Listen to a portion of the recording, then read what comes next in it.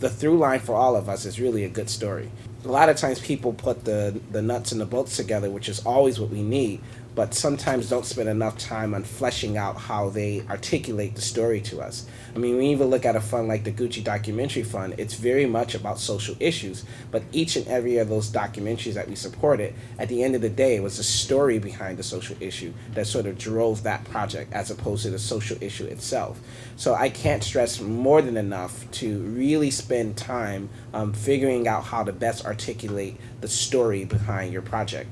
because for us, that's what is the most important. I think sometimes also your footage that you submit to us can do those things. Sometimes it might work better to have some select scenes that are really strongly edited that highlights the character or highlights a specific part of the documentary than it is to have a rough cut. And sometimes a rough cut is needed if you have sort of a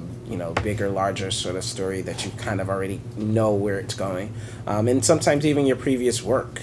if you have a specific kind of style or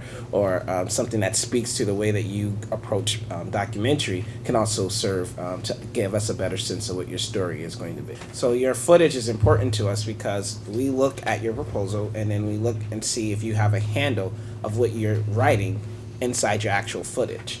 because sometimes the two don't match up. So as I noted before, it's really great if you have a rough cut that you stand behind, but sometimes it works better to have strong edited select scenes that highlight specific parts, whether it be the story, whether it be the character, to your project. We don't view traditional trailers in a sense because they're not long enough for us to sort of understand where your project is going and sort of your handle on the subject matter at your current skill level.